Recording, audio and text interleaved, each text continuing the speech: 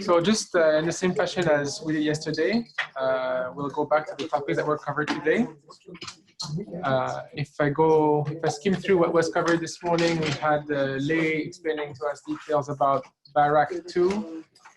Then we moved, we naturally moved into time domain astronomy. If we can also connect that to what Carlos mentioned yesterday with a manual alert system looking at the test results every day.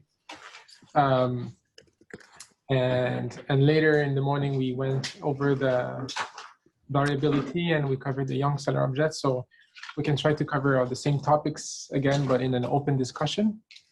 So if there is anything, let's start with Barrack, appropriate. Yeah. And give Lei a chance while he still has his neuron running to comment. Yeah. I had a question, Lee. If you're going to have a flag like you had with Barrack 1, that it shows that it was a 0 or 1, you know, good or bad. That was very useful. Oh my God, yes. It's not super clear cut, the 0 and 1 though, right? I mean, after we published that, it became clear that in some regions, certainly the way it was made, it didn't work particularly well. So in the most dense regions, there were plenty of things which were flagged as reliable that really weren't. And so that I want to say no.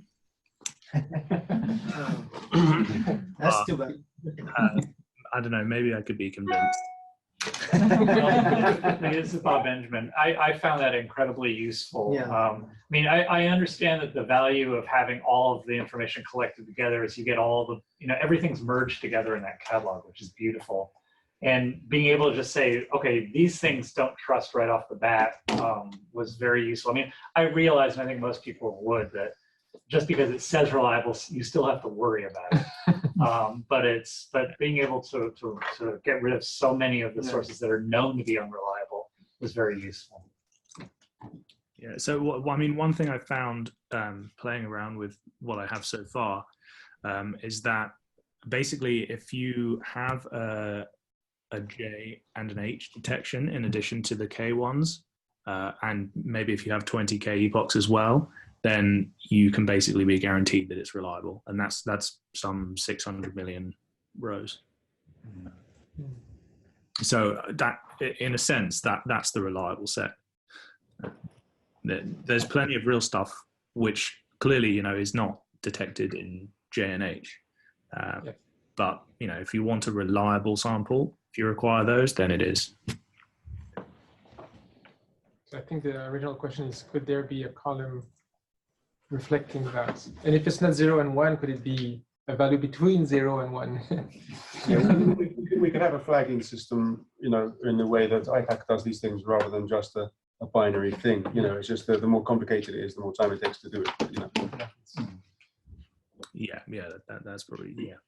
I think that's right. Okay, let's start. Anything else about Variability or any? I had some questions for everyone else about Barrack, actually. There were two. The first is access. I mean, how do we want access to work? How do you want access to the data? And the second was variability indices. I can add in, so as a result of me having to rerun the pipeline to fix some of the astrometry issues, I have the chance to add in any more variability indices that might be wanted. Maybe there's no need to list them now, but if you think of any that you would like added, then feel free to email me and do it in the next month or so. Which ones are now? The Stetson one and the... Yeah, Stetson I and von Neumann Eta. There's also, there's a bunch of quartiles, percentiles, So I'm just going to try and find the window I had, which. So the interquartile range was, we used some papers where other people had assembled things, like there was Sokolovsky paper in about 2016 that looked at about 17 different indices and said that interquartile range is good. So Lee went one step further and had, you've got interquartile range and you've got mag 90 minus mag 10 and mag 95 minus mag 5 and all of those.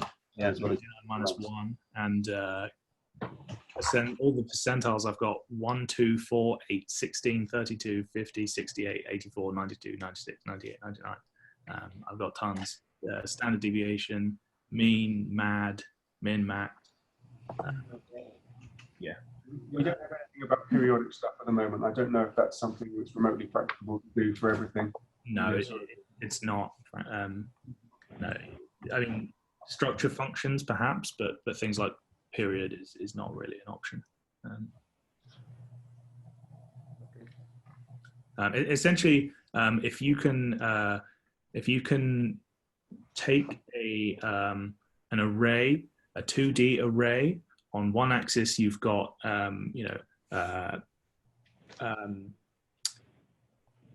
epochs for every source, and on the other axis you've got sources, right? So every row of the array is the list of detections.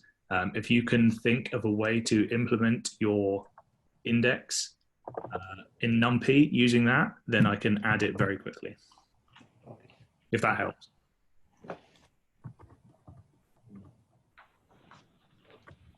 And about the access, you were asking. Benjamin.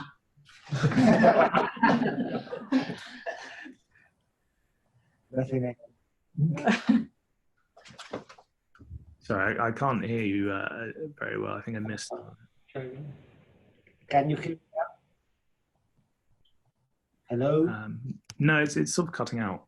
Yes. Yeah. No. It's talking. Hello? Hello?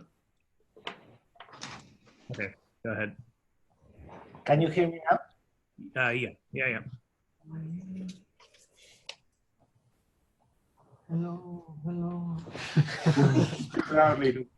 Can you hear me? Yes. Yeah. Oh, okay. Yeah, okay. I can just about hear you. Try again. So you were saying that, or you were asking us about the access. So what do you plan, or what do you think is the best way to access the data? Or do you have anything in your mind? Well, obviously there's the way I did it before, which required some manual intervention at times to keep the thing running, which became very hard when I left Hertfordshire since it was hosted there. So I'd like to avoid that if possible. I mean, as far as I'm concerned, the easiest way would be to send it to Vizier, but that has its own challenges, of course. I'm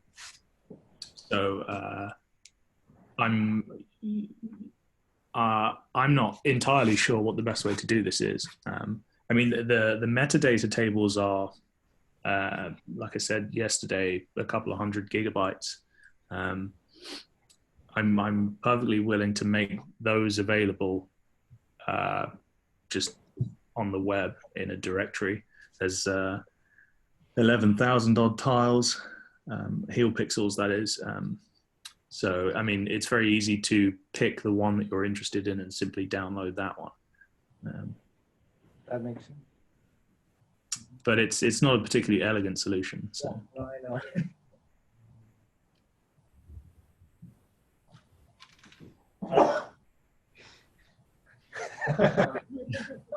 As it was mentioned yesterday, most of us are probably not interested in all the light curves. So maybe just the photometry and the astrometry can fit in one disk, and we can distribute that. Yeah. Yeah, we can certainly put it on a hard drive, the metadata files, and distribute. That's still, yeah. If I remember, I brought it for the meeting, but it kind of slipped my head. Yeah. It will be updated in a month or two anyway. So arguably might not have been worthwhile. But. Mm. Great. Thanks. Of course, there's always the VSA as well. I can give it to them. Yeah. And after 7 years, can we?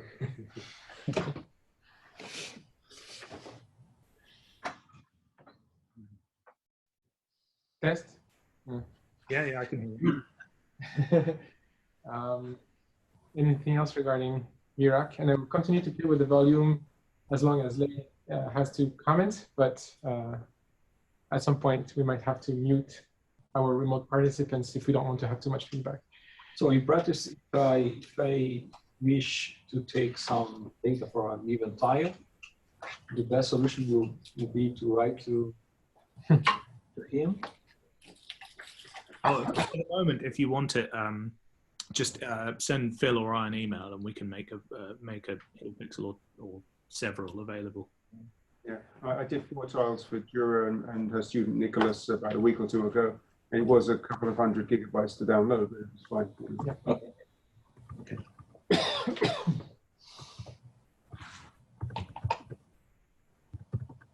Okay.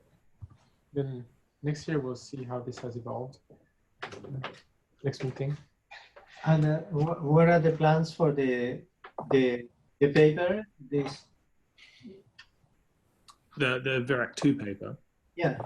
So the plan is to split the astrometric catalog into essentially 2 papers. The first will be some of the VIRCAM astrometry stuff I talked about.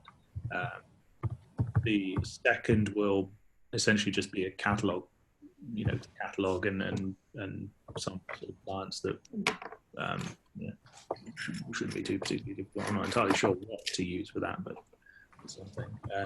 The light curves, I'm thinking, will be more like next year. We may as well hang on to those while there's no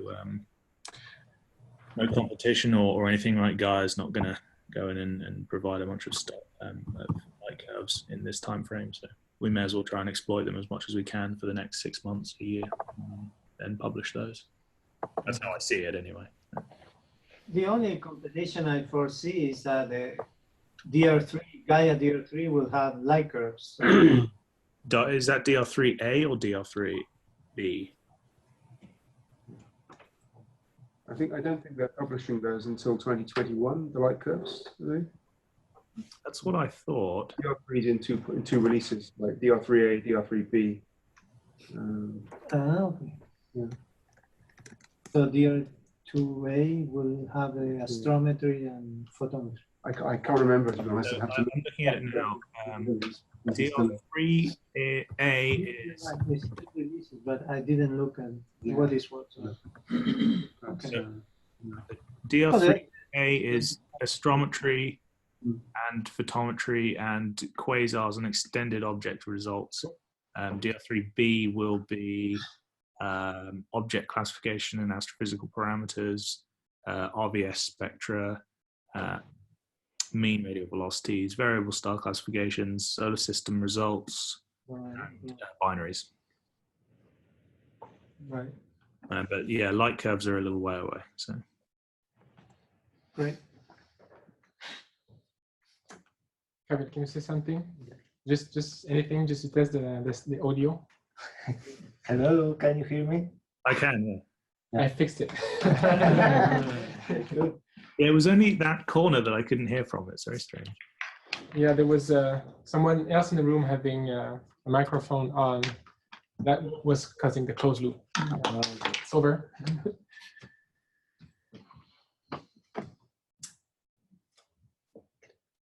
So I just want to mention we have an Andy Square that joined us in the back. Andy Stevens, Andy Adamson, both working here at Gemini. They are very interested into time domain astronomy. The Andy at your right, being involved in developing all the system that handles the alerts coming from different observatories, including LSST, that we would follow up with Gemini. And the other Andy being the Gemini North site director was also very interested in knowing how we will manage that flow of alerts. We mentioned many things. We have our guest here, Chen Xiu from NOAO, that is also involved in the same system that we'll be using for getting those alerts at Gemini. We mentioned VVV. I remember Roberto very early in our first meeting saying, oh, I discovered an explosion that happened 3 years ago. Now we have Carlos saying, I discovered something that happened yesterday. So things are evolving. VVV can actually be a player in the time domain. We mentioned being complementary with LSST, though LSST will have like 6 epochs in the galaxy. VVV can be even better, and infrared even more. So is there any will to coordinate anything? I see that we all gather some spectra because we have a friend observing at SOAR or at NTT, but is there a will to move forward and having something a little more established? Could that be one motivation to move forward, to extend the survey beyond VVVX? So what are the different answers to those questions we may have here? One thing I think, sorry, No. Well, one thing that is important is that we all insist that LSST covers the galactic plane, because this is still not clear, and it is very important for a bunch of science. The area covered by the VVV survey contains 80% or more of the stars in the Milky Way. And if LSST does not cover that area, it's missing a lot. So, yeah, of course, it's going to do wonderful extragalactic science, but for some other people like us, Milky Way is important. And so every time I insist on this, but if you can help me, that will be good. In fact, and to go along with that, I mean, I calculated what fraction of stars were in the glimpse area, and it's about 65% of all the stars and 90% of all the star formation. So if you're interested in star formation, I mean, you have to do the plane, right? I mean, so it's I'm surprised that it's an argument. Yeah.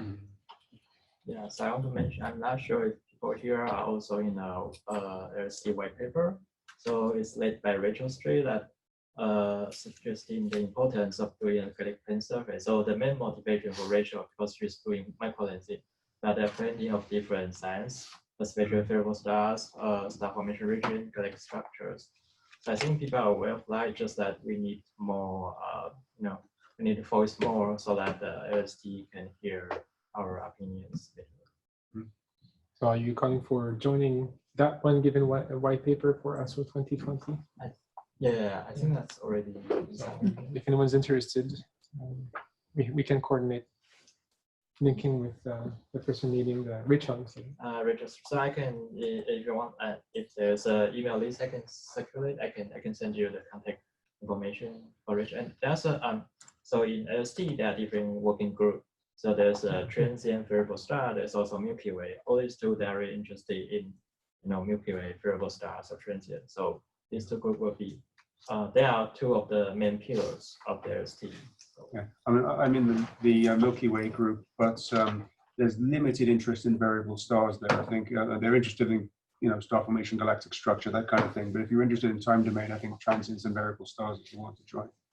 Yeah, so I also want to mention that in October there will be a joint transient and then also the Milky Way working group workshop in Delaware.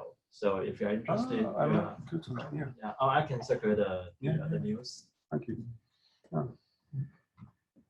Yeah, the other thing I wanted to mention, you mentioned Andre Nicholas's transient recent alert system, and he talked to us about it. At the moment, I've seen a few days of triggers because it's only been running for 10 days or 12 days. He mentioned he might like a larger pool of people to help with the development of this in terms of helping him to decide what is interesting. I made 1 or 2 simple suggestions like adding the WISE data to the alerts, and he's done that. That was quick. But we could think about, it would be logical to have a telescope proposal. Valentin wrote one last September hoping this would be ready. and it actually got turned down. But we could write maybe a better one now we've actually seen the alert stream. But we need to think about what is actually interesting. What should we alert on? At the moment, he's alerting on everything over half a mag, more or less saying, you know, you have an epoch this year, which is by definition, it's the first epoch this year because we've only just restarted observing current fields. And if that epoch is more than half a mag different from, I think it's the average, then it gets triggered, gets raised, and it's done in, you know, ascending order. So the ones that change by 3 mag are over top, and you can see those. But a lot of them are just young stellar objects. Some might be long period variables. They're not actually that interesting from the point of view of a telescope proposal, unless they're special in some way. Possibly what we want is things that change within the time, within a single season. I don't know how we define what is interesting, but it'd be interesting for the group. Yeah. Can you hear me? Yes. Yeah, that will be great if we can agree on a list of things that we have to look for. That will make things much easier for me, because I can be much more strict on the criteria for alerts, and therefore like thin down the list of possible alerts way down. That at the moment sometimes is because there are nights that are very VVVX intensive, so you end up with a list of possible alerts that might be too long.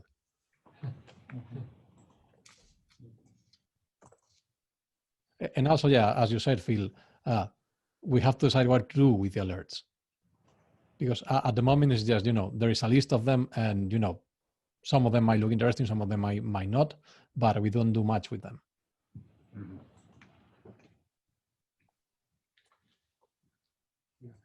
It's definitely useful to have the list, even if we're not immediately regarding them as special, because those of us who are interested in long period variables or young stellar objects might want to analyze them in a year or two's time, even if we don't want to go and rush away to a telescope straight away. It's still useful to have information about things that changed in the current semester.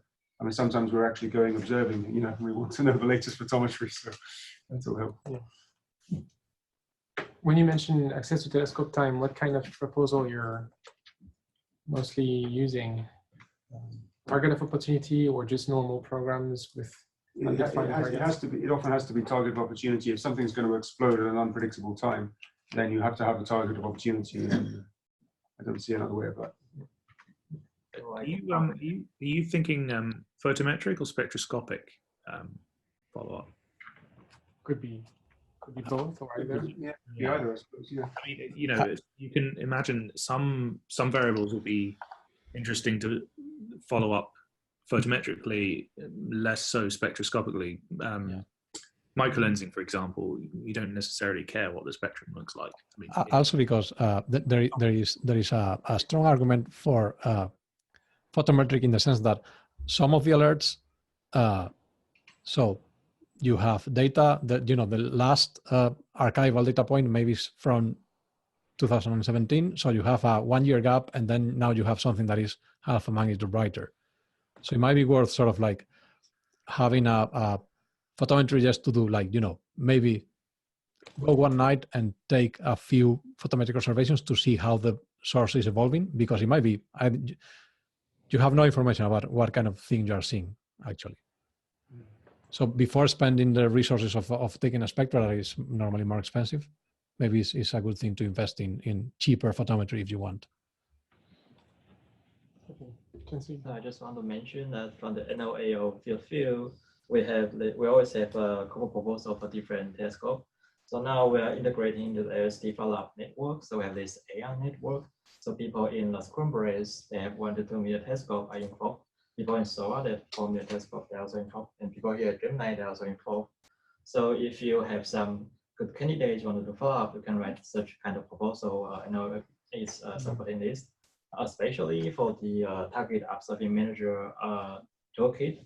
If you can somehow connect your alert to this kind of time toolkit, then they will be even more supportive, because these are the main target managers that will be used in between alerts and talking to the telescopes. So if you can somehow fall into that, then you will have a better chance to get telescope time. And it's a network, so you can, in one proposal, you can explore photometry from 2 meters, you can also explore spectra from 8 meter telescopes. And the good thing is that they're OTOO. So you just write one proposal and then you can trigger anything you want. You don't need to write several different DDT proposals. Sure. That sounds good. Would that be a good time for your demonstrator? Yeah, sure. So We have a demonstration for, yeah, so yeah, it's and then we can resume, unless you have a point to raise now. Oh, maybe later. You're halfway through a sentence. Huh? It doesn't matter. Good. I was going to write plans for the future because now there's no other meaning for it. Oh, you should be able to share, you know. Might have to know. And there's nothing. so yeah. So I just want to do talk a little bit do a small demo of the Antares broker. So this is for Antares, but it can be applied to other brokers in general. So for example, if you're interested in Antares, you can go to antares.nol.edu here. And then you'll see a web page showing you the basic information of Antares that we are interested in the Twiki transit facility alerts. And also we're aiming for the LST. And if you are, so I would suggest that you first go to the FAQ here, which is this one. So then you can know how to get started. You can first create an account and then you can see a light curve. If you want to get notifications from Slack channel, like this one, you can get a lot of alerts. For example, like nuclear transient, so it send you different alerts. Then you can also register for the account at Slack. And if you want to use a kind of library to download all the streams, you can go to this web page here. It will show you how to do this Python code. And there's also documentation. And let me see. Okay. So yeah. So I'll try to go through every of them. So say if you are just interested in like other streams, so just click the streams. And then what you see here is a list of different streams like extragalactic, the ones which are associated with extragalactic catalogs. Then you just click one of them. And it will show you the alerts which comes in. And then for alerts which falls on the same position of the sky, we put it into same locus. And if you click here, you'll see a light curve, and here are the coordinates, and this is the time when they are delivered to the entire system. So if you click one of them, you'll see the light curve here. So it shows you the light curve, and this will show you which stream it comes from. And then when you try to do follow-up, you want to know a little bit more about this target. So we also got Simba, we also got a transient server, and then net here. So you can see here are the alerts associated with this locus, and this is the on the left-hand side is the finding chart from PanStars. We also associate with different catalogs. So if you look here, you'll see, okay, there are 2 masks, there are always, there is even assassin variable catalog, which can be quite handy because some people, they try to find transient instead of variable star. So if you know it's in the variable star catalog, you probably can exclude them. So that's for the streams. So depending on which stream you want, you can just go and have a look. The downside of the stream is that there are so many of them, even in one night. So you probably don't want to do that. So this brings me to the client API. So say you're interested in one stream, for example, extragalactic ones, and then you want to do further analysis. You want to say, okay, I want to select those ones which are blue or which evolve first time become redder. That could be like indication of like certain type of supernova. Then you can use this client API. So it's all documented here. In principle, what you do is you just pip install our package. And then once you installed, you just use this command to download different streams. So I can show you here. For example, I've got a stream, I've got the API, and then I'm interested in the extragalactic stream. So I just say Python, and then the client API, the stream, and then I want to output to a certain directory. Just click hit, and then it will connect to the stream, and then try to download every single alert within past 2 weeks. So you see here it's downloaded in a JSON file format. Stop here.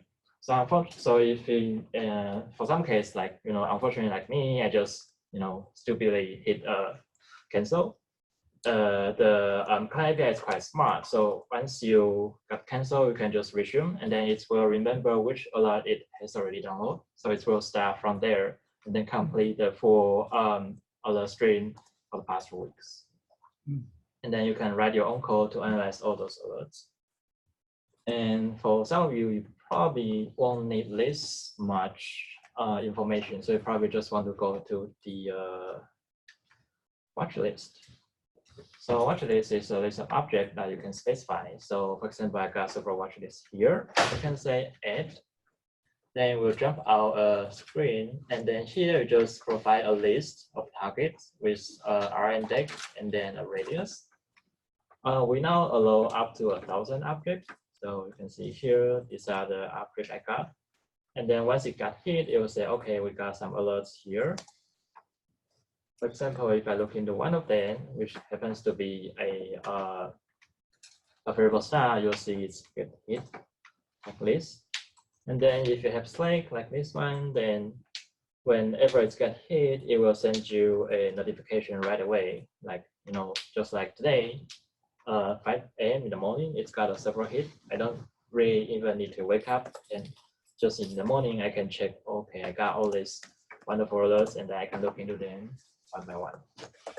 So that's all I want to say, I guess.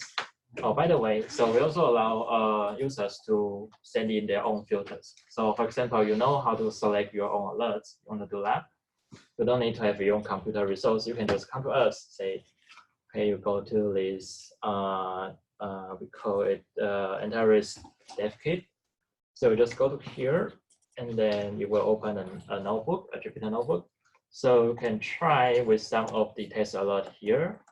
So they are called test alert. They're actually real alert from CTF in the past, and you can test with them, and then you can run your own filters. For example, here's one simple filter that if alert posting a certain area within M31, then it will send out to in M31 stream.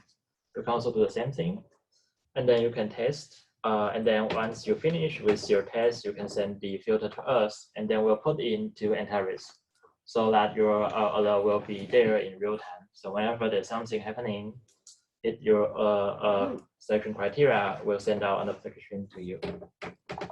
So that's for all. And I just want to be fair. So we also have list some other brokers. So if Ignacio is looking at that, you'll see others say here.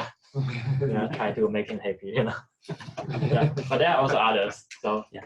So and then I would say that they did very nice machine learning there. So probably if you want to show, you can also show that the machine learning process there.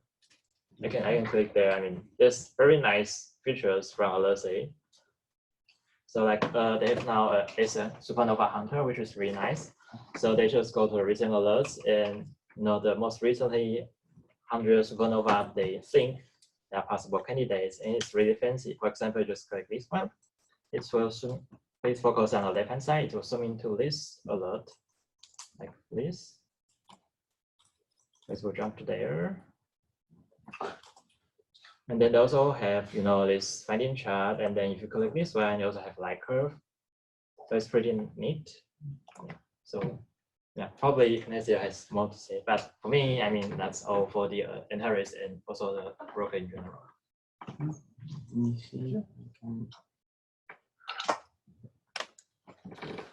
So yes, so you're working on sharing your screen?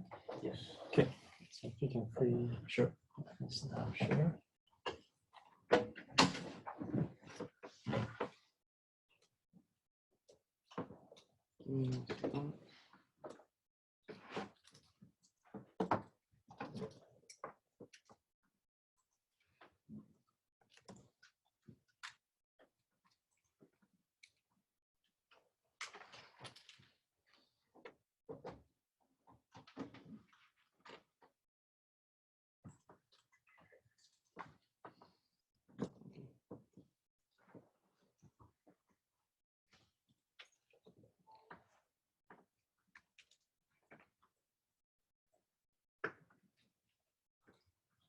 This one. So here you have your search options. So you can specify one of the 3 classifiers. We are working on more. And then you can select a specific type of object. So let's say supernovae, and specify coordinates. And it will create your SQL query here. So if you type search,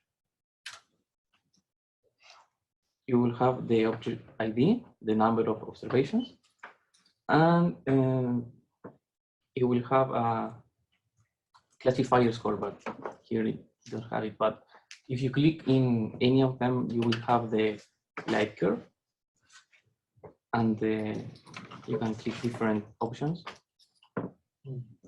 Doesn't matter the folder, and you can link with Simbad, for example. Here, and then it will give you a classification score in this nice way. So I don't know if you are familiar with this type of chart, but where it points more is the most probable class, and then it classifies as other. So let's pick a variable star.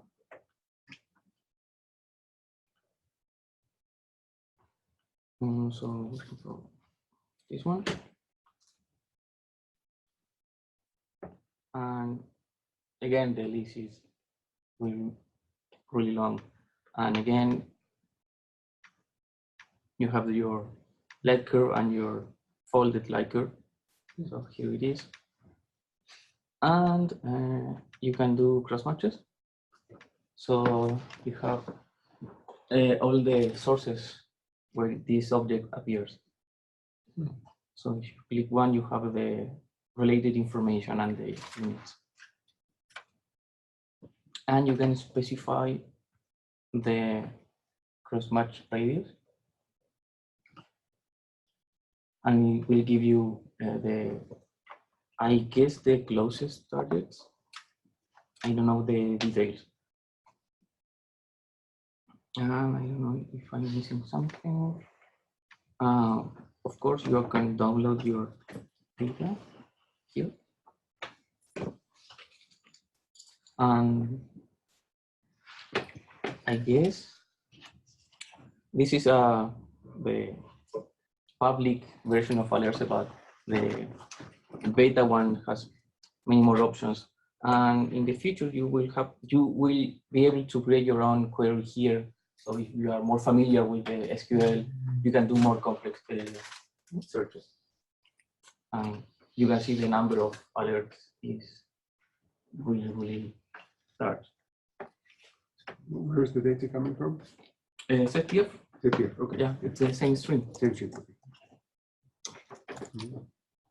Thanks.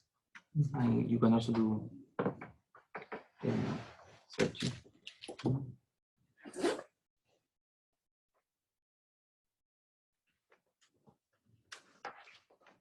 With that in mind, any comment, question, new ideas, projects? Plan for the paper number 15.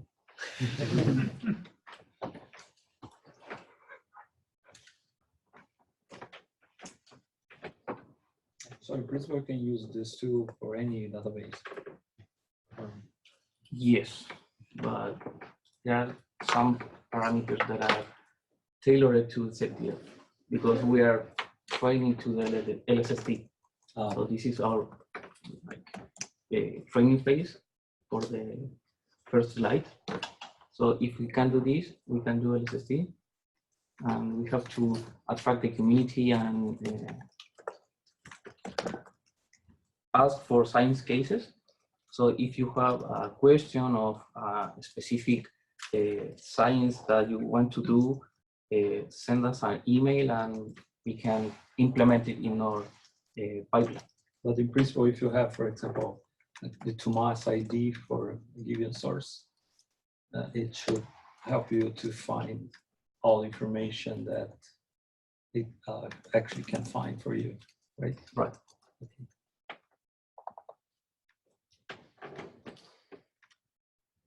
At this point, I'd like to go back to the comments you were about to say earlier, Dante.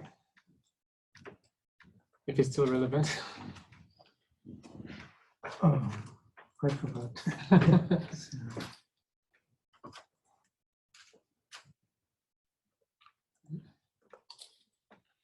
Well, at some point you mentioned the future and what to do next. And, you know, the telescope will not be available after 2020, 2021. Yeah. And in principle. yeah, and what is surprising that we were talking yesterday is there are no other infrared surveys planned, which is a shame.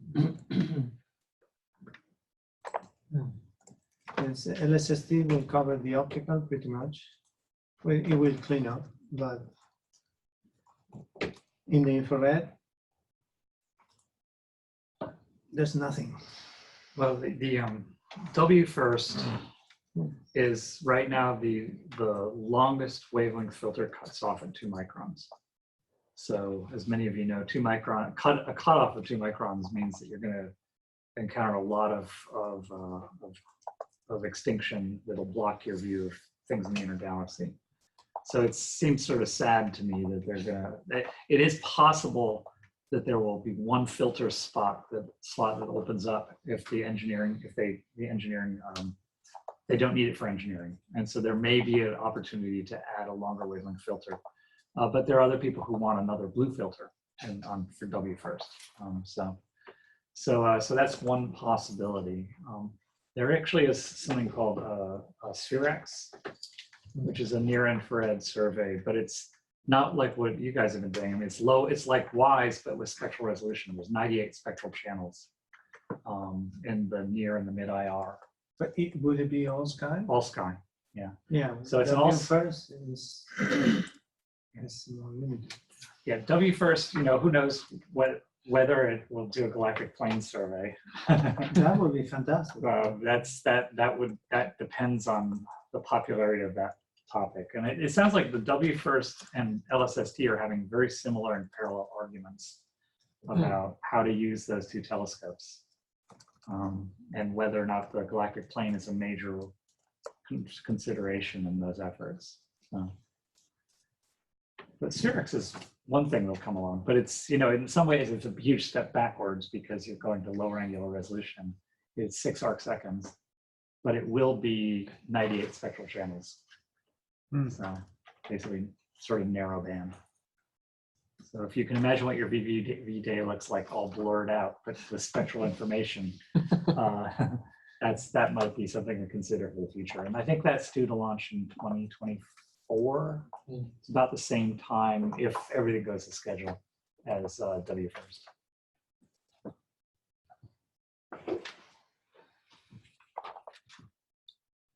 We still have some time left for if there's any comment on young solar object and solar variability more in detail.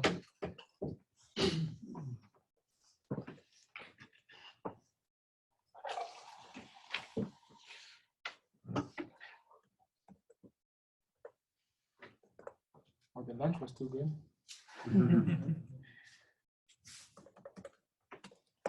Maybe just to remind people that the Carina region, which is very interesting, is covered by the VVV.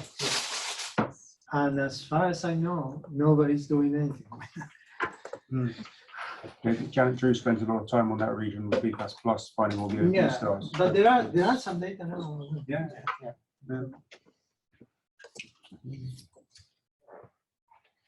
I would expect Rodolfo to be on this already. And that would be, yeah. If you hear us through the internet.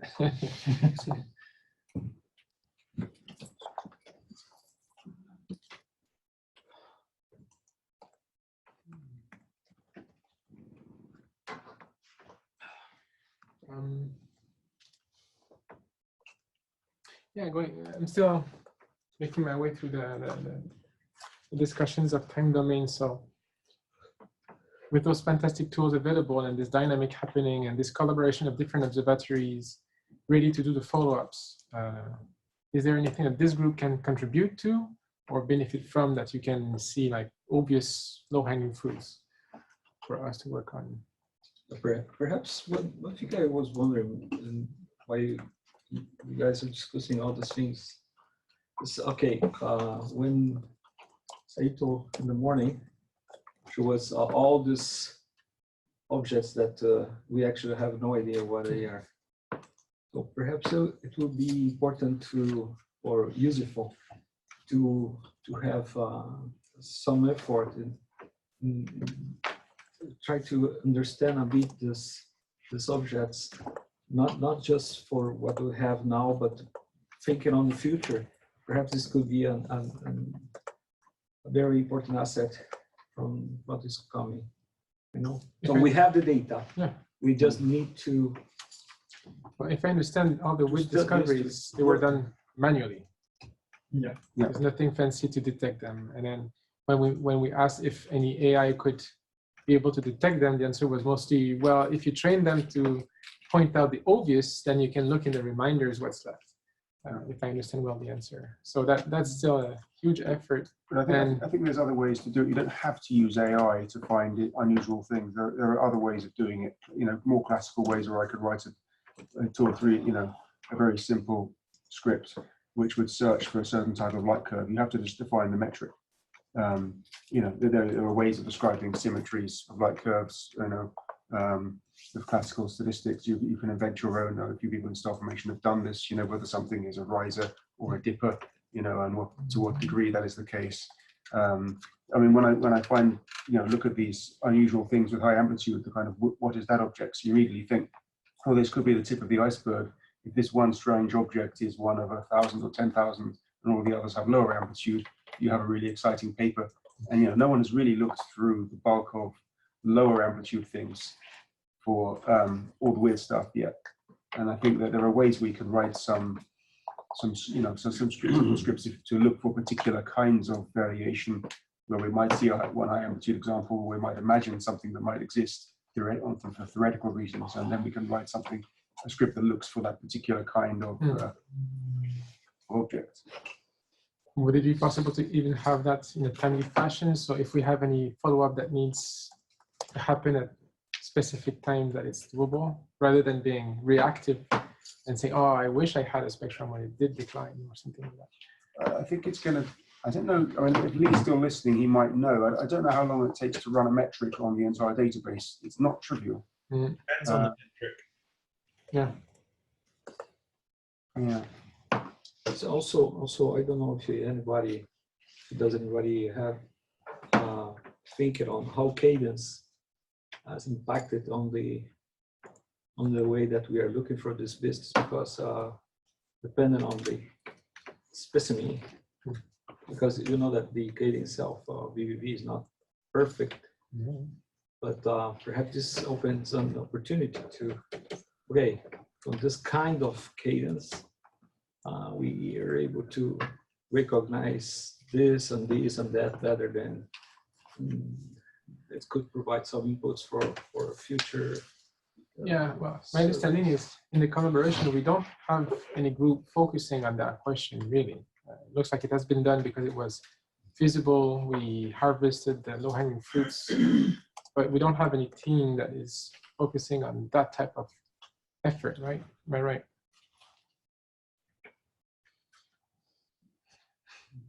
Well, I mean, coming from broker side, I just have a stupid question. Is it easy to have folders around? Because, you know, what CTF does is that they don't even classify the alert. When they do image suppression, and then if they find something more than 5 sigma, they just sit out. And then it will be the community who will link to those alerts and try to do the digestion.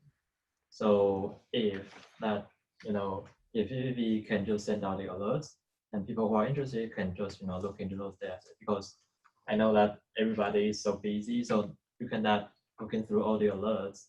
So if you can make it public, then probably it will be more fruitful for the VVV Science. Yeah, but I think we are still one step before that. I mean, we just been doing this for 10 days or so, so we still need to optimize a little bit the flagging engine, if you want, before you can actually release something that is at least 50% real alerts and not a bunch of artifacts and things like that you don't want the community to actually have to sift through. So yeah, probably Ignacio also knows that for CDF, when they send out alerts, they also have a real focus value. Yeah. So it can say it could be artifacts, and then people just decide whether they want to have a better class or can without all those focus, or they can have no cut at all, so they can look into everything, even so it could be focused, but it could be something interesting. So you really don't need to do a very strict flag. So because we all understand that doing this kind of job is really difficult. So as long as you give some kind of flexion, okay, it's probably on the edge of CCD, it could be artifact, and then so I don't know how easy it can be, but for CDF they also set out some cutout image. So if you think it could be a bogus, you can look in the image, and then if it looks like bogus, then you can throw that out. So if there could be some kind of image that we can judge, then I think that would be already very perfect. And I totally understand in the beginning. And so, I mean, I'm coming from broker. So, I mean, you don't need to worry about, how to connect to the community because broker will do that. So as long as you send out the alert, we're happy to do that. Yeah, those things are already in place. Like we have the cutouts. I mean, at the moment we only have like one cutout for the actual image that raised the alert, plus one from the best seen archival image. But we can produce, normally you will have at least 30 epochs for a given alert. So you can produce, if you want, a train of images of cutouts of that alert through time. To detect the bogus, you only need one. The science, the scene, and the difference image. Yeah, I think CDF only send out the science and then the reference and then the difference. But you don't do difference imaging, right? So probably you can just the science and then the reference, and people can put in. Yeah. We could try to do difference imaging, but in my experience with Vista, because the PSF behavior is complicated, difference image. I mean, maybe if you have a small spatial scale, so you have a cutout that is, a blow up of the alert, it might work, but it's tricky. Yeah, I totally understand. I was going to suggest for difference image, but I think it's too much of effort to put in right now. So I think PSF photometry and then some cutout would be already very sufficient for people who wants to further follow up. Yeah, that is already in place. In that case, you can filter like 99% of the bogus right away.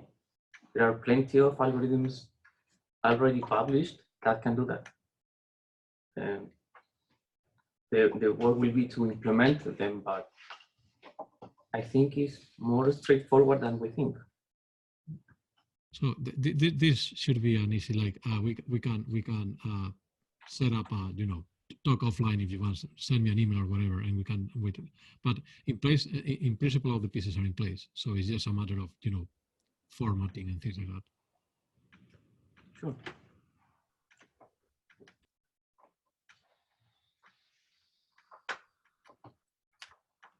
Fine.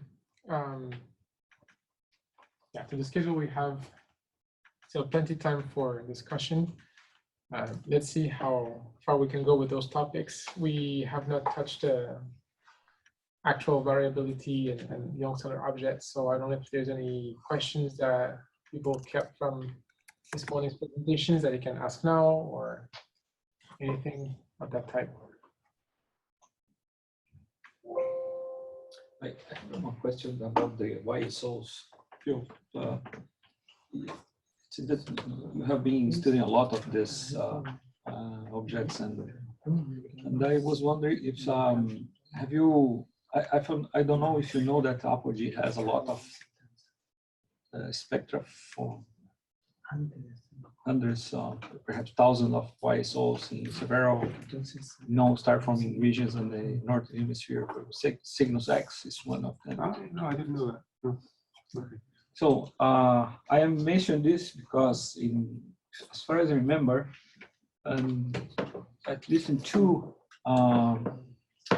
earlier Apogee meetings, we have tried to discuss synergy, possible synergy between VVV and Apogee and so on. Mm-hmm. That could be one very productive, because now they are paying a lot of attention to YSOs. Actually, YSOs will be one of the core surveys of Sloan 5. Okay, I'm slightly surprised actually, because Jura raised this question and she got some YSOs observed with Apogee South, I think. I think it was Apogee South, yeah. But I'm not sure I heard too much about the results yet, because it was a bit of a question mark as to how useful that range of the H band was going to be. Oh, actually, it can do a lot of it. The problem is nobody knows yet how to use information that the spectre can bring. Right. Well, if you can get radial velocities, for example, that's immediately useful. So all you need is some features that you believe, and that's very helpful, because it's often the most reliable way to get a distance. So if I can help you in any way, I can. Yeah. We really have a lot of data on W3, W4, W5, Cygnus X, Taurus. What's the spectral? Orion. What's the spectral range again? The actual 1.5 to 1.7 micro. Okay, so you get the iron line. If there's there's a minority, maybe 1 in 10 of the eruptive variables has the iron outflow. You know, we have everything. We have a lot of different kind of. We have YSOs with most which spectrum shows emission lines of hydrogen. Some molecular hydrogen, some iron, also YSOs more evolved, in which we see absorption lines. The photosphere is coming to be reached. So, but I know that Jura has a student that's working with YSOs, and they got some time for the second semester of 2020 here in to the southern hemisphere. So one thing you should see is if you can combine VVV photometry, for example, from these sources in the south. With the Sure. Yeah. If it's we have to look and see what's covered. But it's a new view. It's just a few people knows how to deal with this data, because the resolution is 20,000. Does it come reduced and packaged in a box with a ribbon on top? Is the question. You know. Yeah, if you need to. Okay.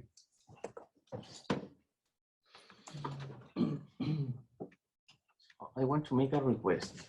Many of you are looking for a lot of different things, but a byproduct is variable stars. Like you say, oh, I'm LPV, and you drop it because you are not interested in them. But it could be useful to make an internal database of classification. So you find an LPV, you put it in a place, and we all know that you found an LPV.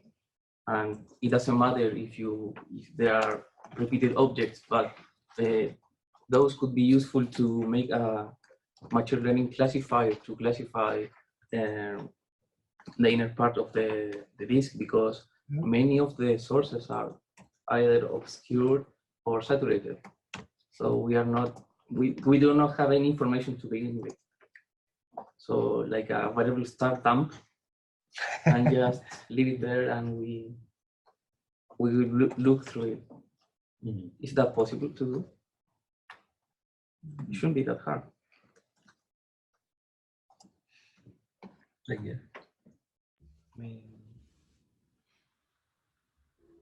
I mean, there is this possibility. I mean, we have already, well, I mean, for the paper, we wrote a few years back a paper about a couple of highly esteemed clusters, and we were especially interested in RR Lyra because the information that they can provide about the distances to the clusters. But in the process, we found a lot of very other different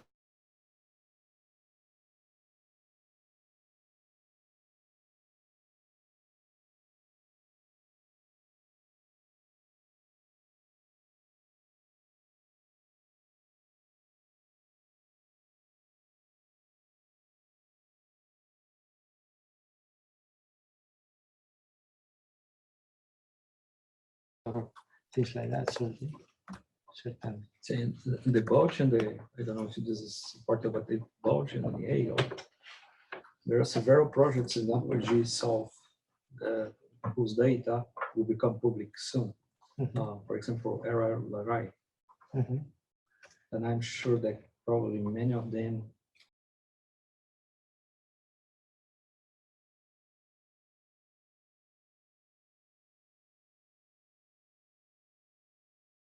variables, or you already have like plenty of RR Lyras, for example, or CF8s, or almost all the CF8s from Ogle or Gaia are saturated. okay. So just like a private list of variables. Okay. So if you find in your work, you can drop it there, and it doesn't matter if it gets published or not. You just need the confirmation from an expert. Yeah. I would suggest something that I don't know if you have internally VVV, so the monthly or two times monthly a base-to-base telecom working groups, because it seems to me that a lot of things that could be move forward inside the collaboration depends on communication. And okay, we are communicating right now, it's excellent, but if you do this on a regular basis, you can move things forward much better, much faster, and in a much more productive way.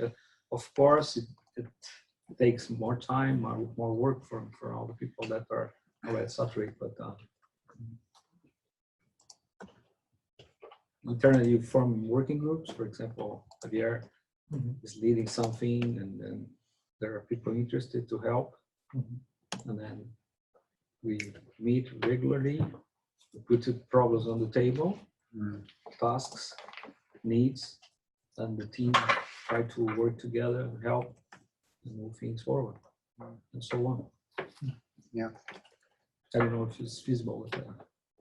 Sure. We do this in Sloan, Apogee. Yeah, well, that might actually be helpful for example, exploiting Barrack 2 in useful ways to the whole collaboration.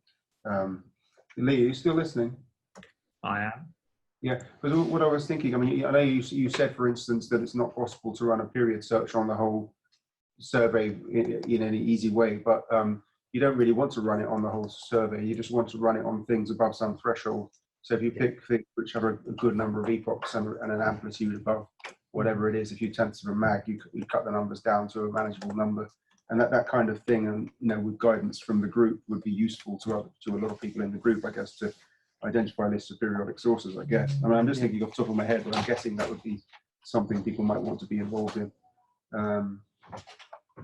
Yeah, it's something I had planned to do. So not period fitting over enormous numbers, a large fraction of the survey, but a small fraction of the survey is definitely possible, especially with the cluster at Hertfordshire.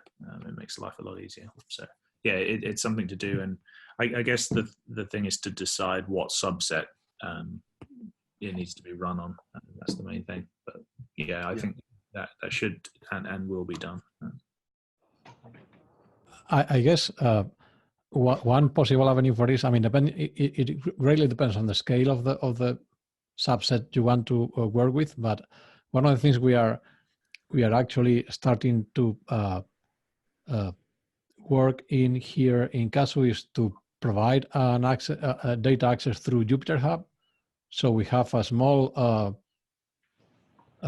server that is currently running a Jupyter Hub, and they are, I mean, it's a very limited, at the moment, it's a very limited set of tools that will allow you to, you know, get access to the raw pixels and the process pixels and the catalogs. And also there is an interface to Variability. So I think Lee has a couple of. I can, so I sort of, I hinted at this when I was talking, so I'm just going to share my screen. I didn't get to show you demo 2, but you saw demo 1. It's yeah,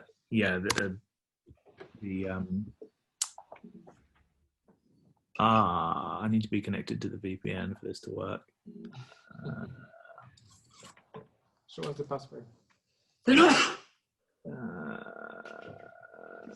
Well, let me try and connect to the VPN.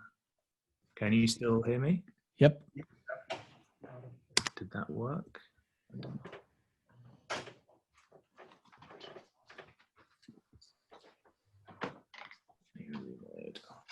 I hadn't thought about this. I've come home in the so earlier on I was working at the institute, and now I've come home and I don't have direct access. So no, I can't, unfortunately. But I can show you the offline demo. So yeah, we have a database server set up at Cambridge, and I'm accessing it via this Jupyter hub that they've set up in Casu. And it also has access to all the imaging. And Carlos, does it also have access to catalogs?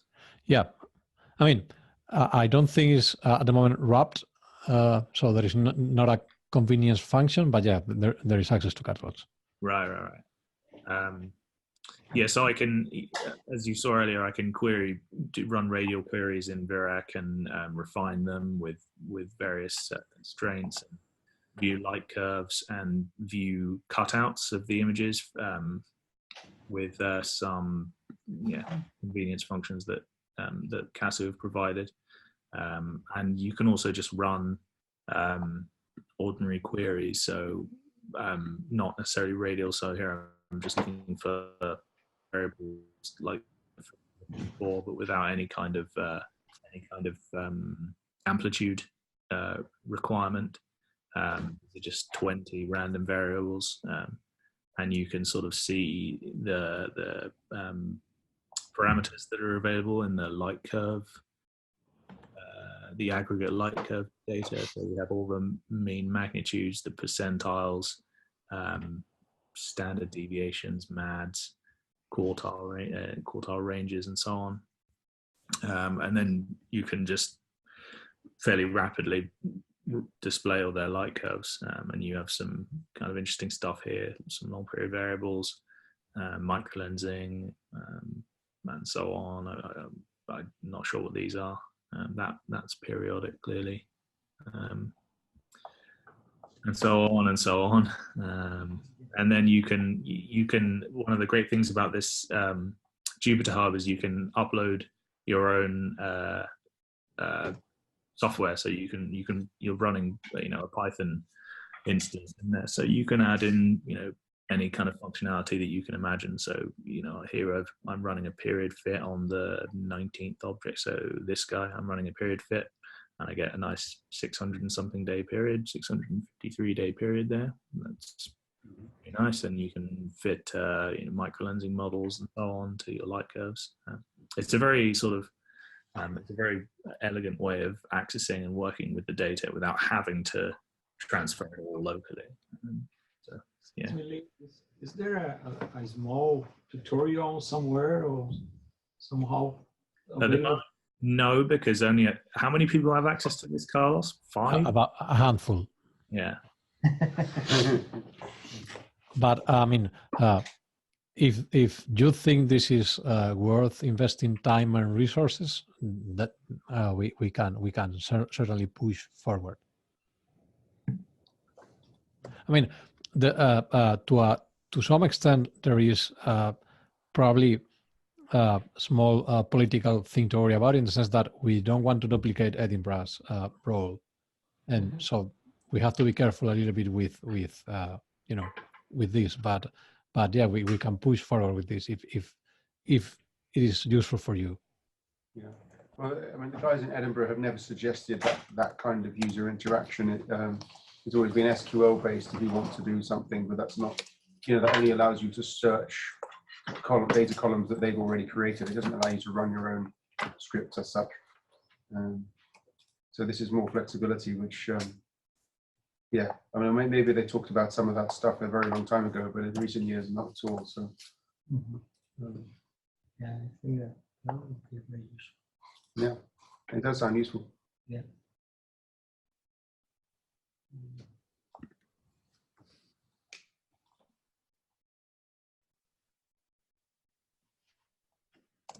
We're reaching close to the end. If there's no last comment, I'd like to ask if there's a list of action items that anyone has extracted from this discussion, something that we should work on after this meeting that we didn't think of before.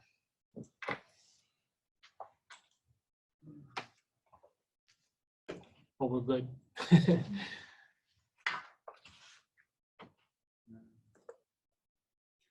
I just wanted to come back briefly on something that Dante mentioned about the lack of future infrared surveys. You know, I think I mentioned briefly at dinner there had been something about avalanche photodiode wide field detector thing. So I mean, it's a bit like this. What's it called? Sphere. X. So that, I mean, that's Sphere X is a 6-month mission, I gather, from looking at the web. Probably will end up going longer. Yeah. Okay. If it's longer, that's good. But you know, obviously, we'd like to have something reasonably long term, if possible, just so we can carry on monitoring the sky. And I was thinking about this at the start of the year, and shortly after I started thinking about it, a paper came out on Archive in June by Xiang Li, and this is based at Berkeley and San Diego, and they've got this 5x5 array of discrete avalanche photodiodes, which they only go up to, they've got an optical channel and a near infrared channel that goes from 950 to 1650 nanometers. So it's like sort of like YJ and H kind of fast bands, but it's, you know, it's designed, I think, for this kind of low resolution all sky. You know, it's capable of observing the entire northern hemisphere instantaneously, basically drift scanning the northern sky in 230 clear nights is the Y-field. Yeah, so the optical component does the whole sky in one go, and the near infrared component can drift scan the sky. But it takes about 230 nights to do it or something. So it's still relatively slow, but you know, I'm just interested in this idea of looking for different types of detectors which have lower resolution to look for transients, because you know we don't have a way of triggering all these things if they happen. It's worth exploring these things because the technology does improve. Yeah, coming to the infrared surveys, we have the Euclid Hemisphere survey that goes from 0 to 60 degree deck. The J band is completed. So K band is going on now, and that is about 82% done. And after that, we have just started the H band. So maybe 2.5 years from now, H band also will be done. But unfortunately, in this JHK, galactic plane will not be covered because we had already done that in Euclid GPS. Sure. But if we get funding after that, like this part of the survey, H and K are done by the USNO, and J was done by UK when they were still in Euclid. So if Euclid funding still continues, they have a plan to repeat one of the bands, probably K band, and at that time, you might consider doing the whole sky. So there is even a plan to extend it to -10 deck so that there will be a good overlap with the Vista surveys. Sure. Yeah. I mean, we originally ran down to -15, so and we did a little bit of the galactic sensor. So yeah. Yes. So, So a K-band should be completed by the end of 2019. good. And they'll be releasing the data. Okay, but funding can come in many ways. Yeah. So, for example, people sometimes are easy. Yeah. So So currently, main part of the funding comes from the USNO for the survey. And then we have other projects going on like microlensing survey by the microlensing group. They get some time. Right. And then, Yeah. So operations is covered by USNO. about 60% of the funding comes from USNO. UH contributes a little bit. The rest of the money comes from other surveys. Like microlensing, they put some money down. And then there are a couple of other groups getting some time. One is for monitoring the asteroids. So those kind of projects also run parallelly. Because in terms of number of nights, it's not actually that much to do the this VVV survey, for example. It's maybe a month a year, 2 months a year. And so if we So roughly, it's they are restricting the observations to clear sky and better than 1 hour second seeing. So that reduces the number of nights available just to get uniform coverage of the sky, uniform coverage photometric. So it's done in clear sky conditions and better than 1 hour second seeing. So. But for a variability survey of the galactic plane, for example, that takes many years, like VVV, would that be possible? Well, yeah. Or how can we make it possible? Funding. That's also what I mean. If funding means having 2 postdocs, that's doable. Yeah. But if it means putting $20 million per year, no, that's not no. doable. It's we can discuss with Klaus. Euclid is pretty cheap to apply. It's not very expensive. Yeah. So UVV, UVV, Euclid variables in the Via Lactea. Yeah. No, if you're interested, we can discuss that with Klaus. I'll put in contact with Klaus. Yeah. It's very, very inexpensive. We do it all remotely, and it's in Wolfgang only operations. Right. And would I don't know, Carlos, are you online? Yes, I am. Yeah. Would that be possible to handle survey like VVV in the north? So, which instrument? Castle releases. Right. So that's all done by Castle only. Yeah, because WFIRST is already handled by Castle. Yeah, Wolfgang. Yeah. Okay. So yeah, we already have everything. If it is WFIRST, we already have everything in place. So that's very easy. Nightly basis. Castle does the whole direction. And you do that gratis, huh? We do that at the moment, sort of like for in-kind payments, if you want. Yeah. Okay. So the UK has time in WFIRST that sort of like is part of the deal. UK has access to the data. Yeah. That's a possibility. It might not work, but yeah, I think we should discuss. Yeah. Great. Thank you. That's an action item.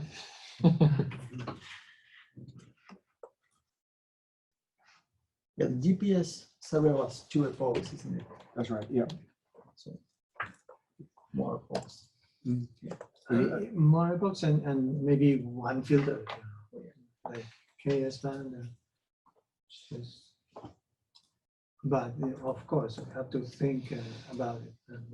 Yeah, it might be doable.